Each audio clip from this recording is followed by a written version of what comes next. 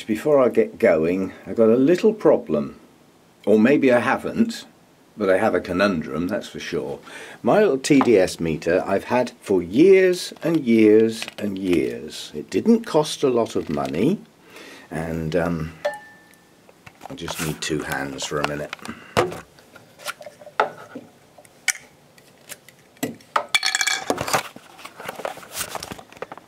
Right, that's thrown you all over the place. Right, my little TDS meter I've had for years and years. You can see how long I've had it. The button's getting a bit manky where it gets used. It gets used a lot. I haven't even replaced the batteries on that. It just keeps working. And I am in a lucky situation because my RO water is consistent. The only time that's going to change is if the membrane in the unit starts to go. Yeah? And the first thing that will show if anything goes wrong with the RO unit is the TDS reading will start going up because it won't be doing its job properly. So I've got a good little benchmark, yeah? And that should read about 9 or 10. I love it when a plan comes together. 9. So as long as my RO unit keeps producing water with a TDS of 9 or 10, then it's working properly. Yeah? So, yeah, okay. That's not the problem. That I was 100% expecting. This is a potential problem. This is my new, cheap pH meter. Now, I've been looking into getting a better one for the next time my pH meter goes up to Swanee. This is now my... Is it my second one? No, it's my third. Yeah, it's my third one. The first one lasted quite well. No, actually, it's my second one, come to think of it. The first one lasted quite well, and I ended up... there was some dirt on that little glass bit, and I put my finger on it to just rub it off and put my finger through the glass. So I broke it. It didn't go wrong, I broke it. Yeah? So I had to get a new one. No, I tell a lie. This is my third one. The new one arrived and it didn't work. Basically, the batteries were dead. So I took the batteries out of the old one, put them in what would now be the second one. And that's the one I've been using all through this season. Yeah? Until it went wrong not long ago, and I videoed that. So I replaced it and got a new one. Now, my pH on my pure RO water... This was calibrated using the 6.86, which I set to 6.9, and my RO water should be 7. Yeah? Neutral. Dead.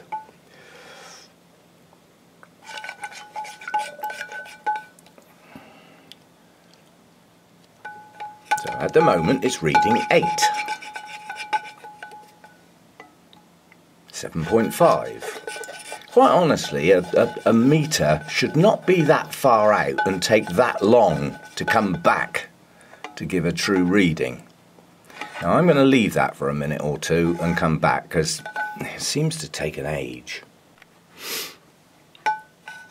Okay, we've been shaking it around for some considerable time. See, it's another thing with these meters, you know, the water that's on that little glass bulb, you know, I took it out and okay, that's well, it's actually reading 7.1. 7.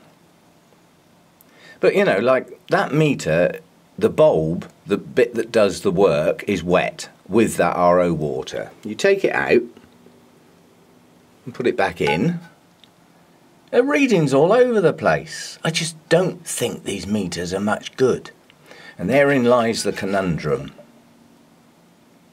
I mean, it does settle down at 7, but you know, that's using my time up, just getting a stable reading. And I've got to do that again in a minute when I add the feed in. It's a flipping pain. So the conundrum is, basically, these little things are not much good. I think I can reasonably safely say. I've seen quite a lot of other YouTubers have had so much problems with those little things. They're cheap and cheerful. And that's as much that's the only good thing you can say about them, I think, is they're cheap. But I looked into getting a much better one, and you've got a problem. You know, I went round eBay. I would imagine pH meters that are for sale would appear on eBay in some shape or form. Most businesses nowadays have got an online function.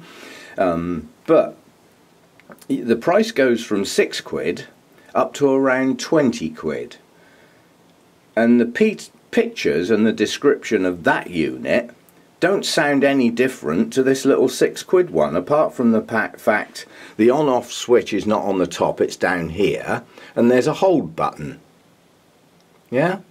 And I think it actually reads the temperature as well, so you can use it as a thermometer. But I don't need that function, but what I need is a better pH meter. And I'm not sure that paying 20 quid is going to get me anything much better, because all I think is it's a slightly different design with the electronics to get the switches on the front, so it would be more like this one instead of having this on-off switch at the top, a slider, and it does the temperature as well.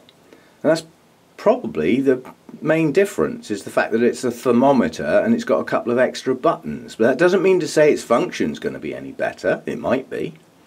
And then you start looking at even better, and you're jumping up to 70, 80 quid. Now obviously I would imagine if you pay that amount of money for an instrument, it's going to be pretty good stuff. I can't justify that sort of cost, quite honestly. So I'm going to have a look round and see if you can use test strips, little strips of paper sort of thing. Now obviously you can only use them once and then you have to throw them away, but I'm going to have a look at the cost of those, because I know those are accurate. They're used for aquariums and things like that, where if you don't get your water right, your fish die. You know, or your coral dies. You need that to be right. So I would imagine they're pretty good stuff. But they're throwaway. So it's a matter of looking at how much they are, how many you get, how many I use, and what the ongoing cost would be, you know, over a season. But that wasn't the original problem. I'll show you what the problem is. I'll just mix my feed up. Now, while we're on the subject of feed, I've got somebody who can't get their head round my idea of my stock solution. First and foremost, most fertilizers are recommended that you mix them up with the prescribed amounts, and you always mix fresh. Okay? I'm lucky. The manufacturer of this particular fertilizer says that you can mix it up and store it. That's not normal, but it's okay for mine. So to try and explain this problem of why I mix a stock solution, let's scale up the fertilizer. So you've got a bucket, right? And in that bucket you've got 10 tennis balls, you've got 400 bits of lacquer, you've got a pound of sand, and you've got 4 or 5 ping pong balls. Yeah? All of those little grains, which have now been scaled up to balls that you can see, are all different sizes. That's what my fertilizer looks like. It goes from powder to quite large granules. Okay, so out of that bucket, which is perfectly balanced at that point, shall we say, right, now pick up a jug and take out an amount that would fill that jug. What are you going to get in it? How many ping pong balls will you get? How many tennis balls will you get? How many lacquer beads and how much sand? Can you guarantee that the balance you had in the bucket is still balanced in that much smaller container? Just think it through in your head, and obviously the answer is no. It won't be balanced anymore. It's balanced in bulk because of all the different sizes. Yeah? So, to mix up what I want now, I would need less than 1/4 teaspoon of my fertilizer. Well, I might have 3 of the larger granules, I might have 6, I might only have 1. And those granules could be the nitrogen. Have I got a balanced fertilizer? No, I haven't. But let's pick up 5 or 6 heaped teaspoons of that mix. Have I now got a balanced fertilizer? And the answer's far more likely to be yes. That's why I mix a stock solution. It's the volume of the fertilizer that's gone into that water. The more that goes in there, the more balanced the fertilizer will be. Now, a lot of fertilizers are either powder or liquid. However much you use, it's the same balance of the elements. but not so with mine. So the more I use, the more accurate it will be and the more balanced it will be. So mixing up a stock solution for me works. It doesn't mean to say everybody's got to do it. I'm allowed to do it because of the type of fertilizer recommended by the manufacturer. Most other fertilizers you don't need to worry. If you've got a liquid fertilizer and you give it a shake, all of the elements are there in every droplet of that fertilizer. So whether you use 3 drips or a tablespoonful, you've still got the same mix. Well, I haven't. The smaller the volume I use, the worse it's going to get. So by using a large volume, I know that what's in there is balanced as it shows on the tub, because I've used enough of it to make sure I've got all of the different size granules in a balanced form. That's the best I can do. Okay, so that's the reason. Right, now let's mix them up. That wasn't really what I started out doing. Right, back to the problem. I've put a sploop of my mix in. I'm aiming today for what I'm going to water now at about a TDS reading of 180 to 200. I certainly don't want a high mix at the moment because I'm doing Restrepias and stuff, so I don't want this going over 200. If it's about 160, I'll live with it, but I'm aiming at 180, and I'm getting quite good at guessing this.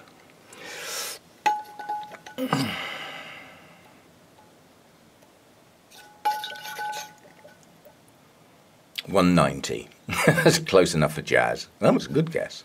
Now, if I decided that was a bit too strong, I can just put some more RO water in there and test it again. And if it wasn't strong enough, put a bit more feed in and test it again. That's not rocket science. That's not the problem. What the problem is going to be, I'm anticipating that given the previous pH meter, which I used all season till it went wrong, now, so that amount of use means I should be able to predict what this is. And with the pure RO water and a TDS reading of that, the pH should now be about 6.8, maybe 6.7. But around that point, given my previous meter readings used regularly all through the growing season. Now, don't you let me down.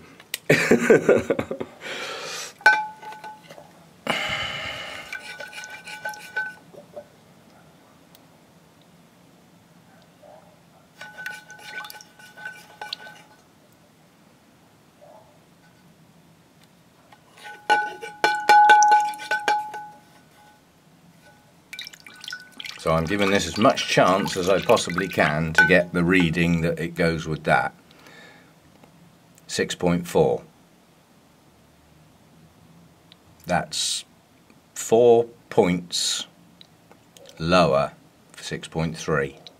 5 points lower than my previous meter would have told me. So the conundrum is, have I been using a pH meter that gave an inaccurate reading all through my growing season, and my pH has been, you know,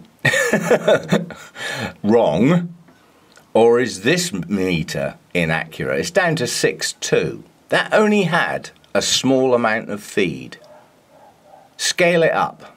Say I was doing one of my high level feeds. Let's double it, say. So what was around 200? I mean, I don't go up as far as 400. Okay, let's say it was... My previous meter would have said 6.8, 6.7, 6.8 at 200, yeah? So if I up the feed by half to 300, yeah, that's a 50% increase. I would expect the drop in pH to be equivalent.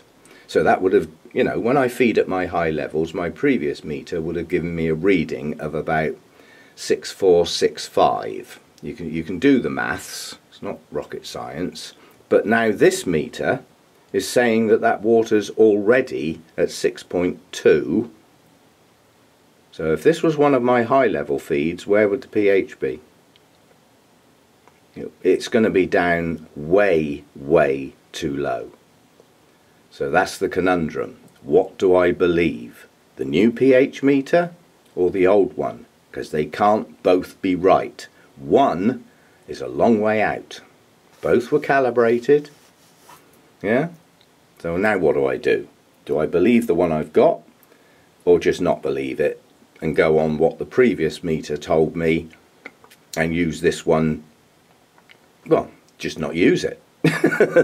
Basically, for this mix I was expecting to have to add a bit of citric acid to lower the pH, because it would have been about 6.7, 6.8, yeah, so I'd have added a bit of citric acid to take it down into the magic range of 5.5 to 6.5, and I'd have probably taken it down to about 6.2, 6.3. Well, my meter's now telling me it's already right and I don't need to adjust it.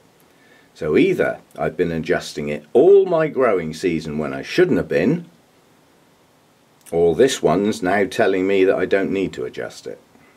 Only one of them can be right, and I now don't know what to do. Yeah? Well, I can err on the side of caution.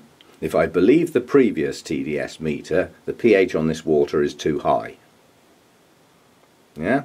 If I believe the current one, it's just right. So what do I do? And I'm not even going to answer that at the moment, because I'm actually going to walk away and try and see if I can add some more logic in here or some more thoughts and see what I can come up with now, because I need to water stuff.